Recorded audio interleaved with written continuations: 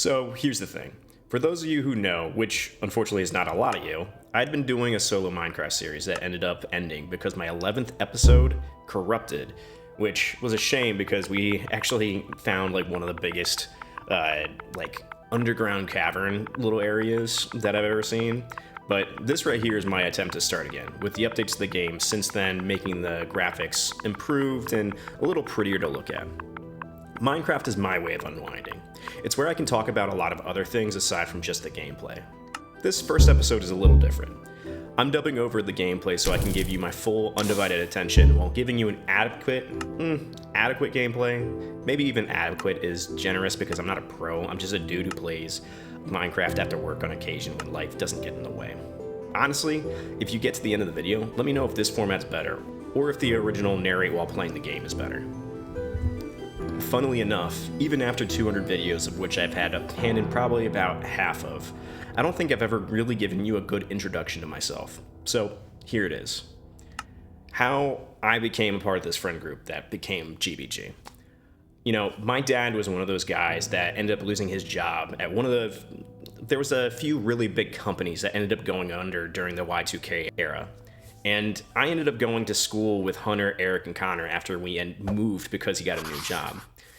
And then I ended up competing against Ross in track and field, and somehow he was already part of the friend group even though he was going to a different school. I don't know how that ended up happening, but all of us ended up being together and somehow we stuck even after high school, college, and life after college where multiple of them have kids.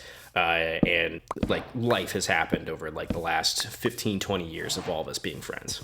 After I competed against Ross in track, I somehow, someway, all 5'7", 130 pounds of me actually ended up going D1 competing in the SEC. I mean, I worked really hard, I was talented, but at the same time, it was one of those things that you look back on and you're like, wow, I really bit off way more than I can chew doing all of that. But it was such a fun experience. And I was one of the people that actually stayed all 4 years on the team. So I started and graduated always being a college athlete. And that was really fun. In real life, I'm actually a businessman. I've been in business for over 10 years, and I don't have a single creative bone in my body. I literally do math for a living. I live in spreadsheets, and even though I'm quite good at math, for whatever reason, it doesn't translate to creativity, which, you know, shocking.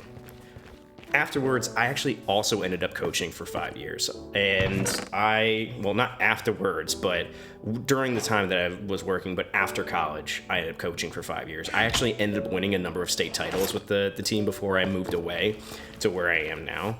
And, you know, having done all of this and experienced a great variety of things in my life, which I'm very, very grateful for, it helps me tell stories and narrate the way that I do. So maybe I do have a little bit of creativity. So why am I doing this format now? Well, like many of you, I just watched Jschlatt's goodbye to his channel video, and it really hit home. Many of us have had jobs that suck the soul out of you, and while I completely understand how 1 out of 10 and 10 out of 10 feels when uploading to YouTube, in prior stops in my career, I felt like I was in the rat race myself. Trapped.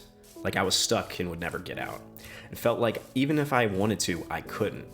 I'm lucky to be at a job now where I don't feel that way.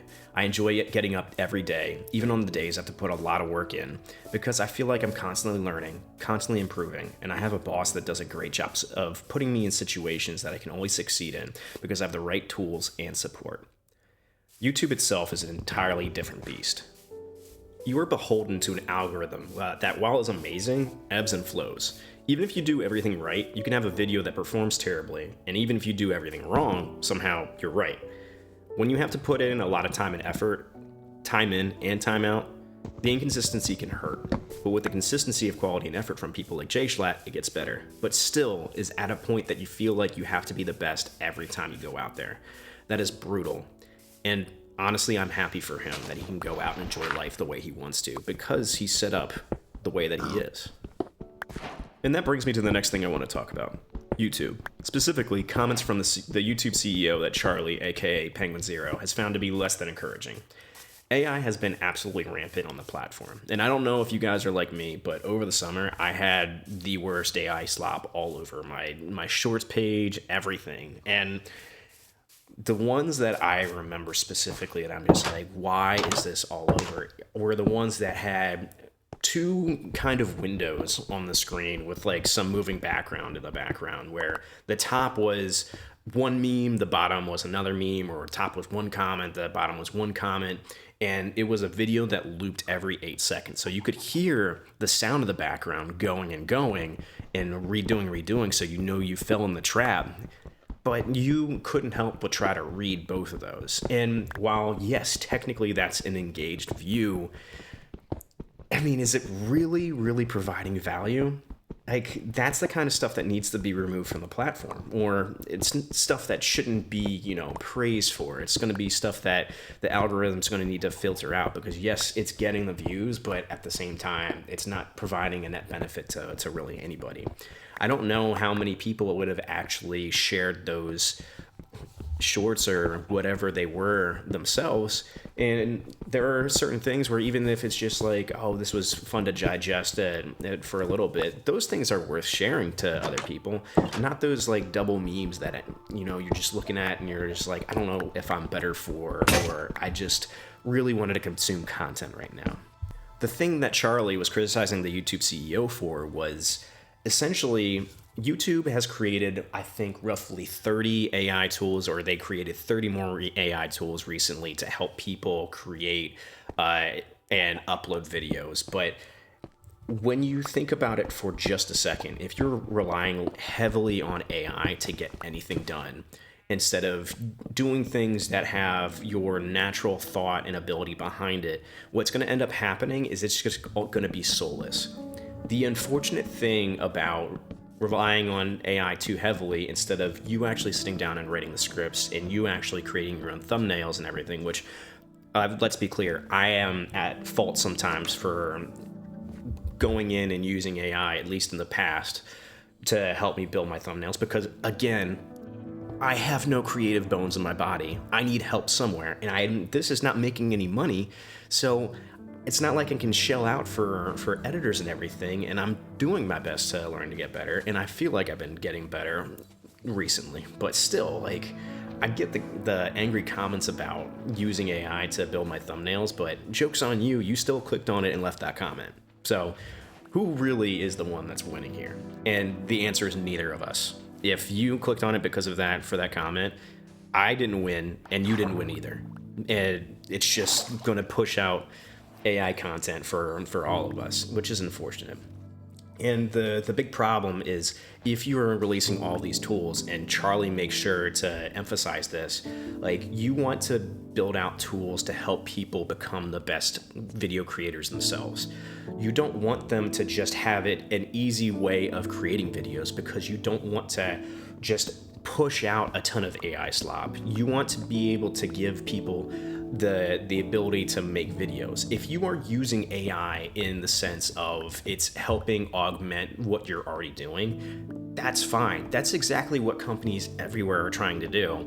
But when you see it pushed at this level, it's hard not to think that they're also encouraging just really, really bad actors to go out there and just push out AI slop. And that's what Charlie is a little concerned about, because the YouTube CEO wants there to be an emphasis of enthusiasm of a new breed of creators, but you want that new breed of creators to want to make people want to be on the platform, not just make the videos. Making the videos is great, but you have to have people to want to be on the platform, because where you're getting all your money is ad revenue. YouTube needs that ad revenue. And if all of a sudden it turns into AI commercial slop, people are going to go elsewhere. And that's brutal. And that's not the enthusiasm you want to see created. You want to see enthusiasm where people are sitting down and being really passionate about the work that they're doing. You could be really passionate about AI work that you're doing, but you can't have AI build everything for you. You can't have AI write the script for you. You can't have AI create all the visuals for you, because there's going to be a lack of soul behind it. And I think that was the biggest thing that Charlie is pointing out with that is like, we have to be careful with the platform. And we have to protect it in a way where we need to ensure that slop does not get rewarded. And that's very, very hard to do. Now, the widespread use of AI at companies isn't abnormal, but AI to mass produce mediocre content isn't what YouTube is going for. Even if they started making money on the AI tools, ad revenue might take a hit if advertisers back out of the product and it becomes too sloppy and other platforms might take over. No, what companies are doing is trying to find the best way to get things done. And they might be finding efficiencies, but at the end of the day, what they should be doing is trying to give their employees ways to succeed in the best way possible to give consumers the best possible experience. That isn't what is always happening though, and that leads to one of the last things I want to talk about today, Krafton. I've seen companies like Krafton before. They spend top dollar to acquire IP, find low effort ways to squeeze more money out of it, and they do things like, say, create a Power World mobile game, which was a very popular IP recently, and then you run it on as low maintenance as possible. All you're doing is doing maintenance. You're not trying to make any actual improvements. It's a pure profit and cash play, and they do that until they figure out what their next investment is. Now, normally this ends up being a win-win for holding companies like Krafton and developers because the devs get rewarded for their life's work. The issue is everybody's losing here. Krafton saw Moonbreaker didn't do well, and their Unknown Worlds investment hasn't done as well as they hoped, so they're trying to get out of paying bonuses. That happens. Deals don't go as well as you would hope, and it takes longer to recoup. The issue, Krafton isn't a game studio. Investments are their business, and Tencent and the National Pension Service, a big government-linked company in Korea, they own in total 21% of Krafton, and they want to make sure that they're continuing to profit because, they have a major stake in Krafton doing well. And that's two very, very big entities that will really rely on Krafton showing results. And so Krafton's doing their best to cut costs as a play to keep their profits up. Now, I don't expect this to affect Subnautica 2, but this almost definitely means that there won't be a third game, at least not while Krafton owns Unknown Worlds. And after this, there will be a mobile game, and then what I will anticipate seeing is they are cutting costs with AI as they've done with other studios. And, that sucks. That means that I'll probably have to find something else to play eventually. And, there's a game that I think might fit the bill, actually. People are touting it as a Minecraft killer. It's coming around the corner in January called Hightail.